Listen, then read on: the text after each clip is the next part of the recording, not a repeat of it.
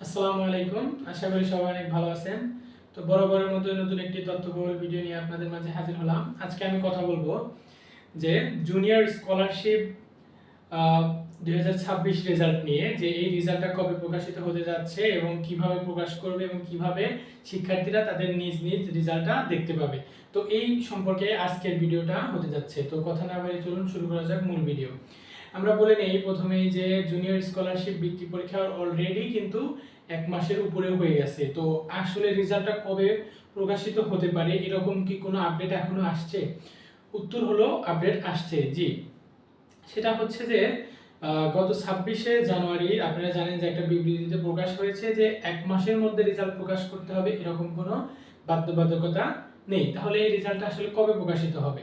এই রেজাল্টটা দেখেন, সামনে হচ্ছে যে নির্বাচন, 12 তারিখ নির্বাচন। যদি রেজাল্টটা প্রকাশ হতো হয়তো 2-1 দিনের মধ্যে একটা আনুষ্ঠানিকতার মধ্য দিয়েই রেজাল্টটা প্রকাশ হয়ে যেত।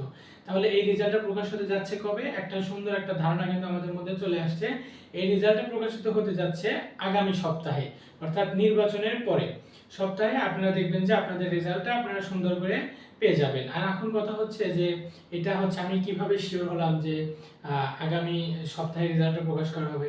আপনারা জানেন যে আজ হচ্ছে যে সোমবার এবং কালকে সকল স্কুল কলেজ বন্ধ হবে 5 দিনের জন্য। তাহলে এই ছুটির মধ্যে কি আপনাদের মনে হয় যে রেজাল্টটা প্রকাশ পাবে?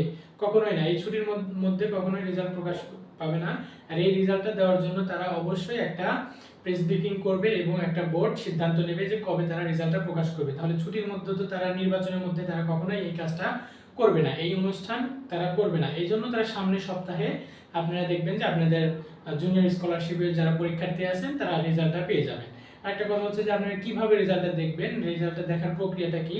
রেজাল্টটা দেখার প্রক্রিয়া দুইটা ভাবে।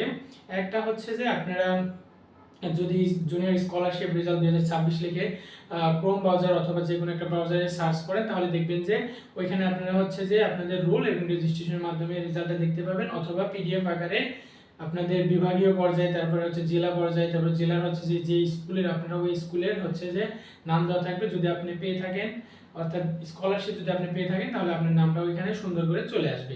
তো আপনারা এই দুইটা পদ্ধতিতে আপনারা রেজাল্টটা দেখতে পারেন।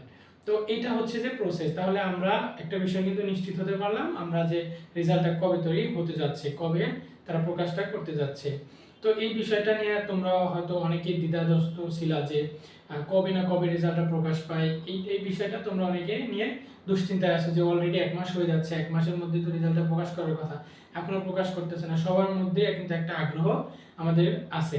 তো এই আগ্রহটা হচ্ছে যে অবকাশ ঘটবে, এই আগ্রহটা শেষ ঘটবে সামনের সপ্তাহে। তোমরা সবাই মিলিয়ে নিও। তো আর নতুন কোনো আপডেট আসলে অবশ্যই পেয়ে যাবে, এই জন্য চ্যানেলটাকে সাবস্ক্রাইব করে রাখো।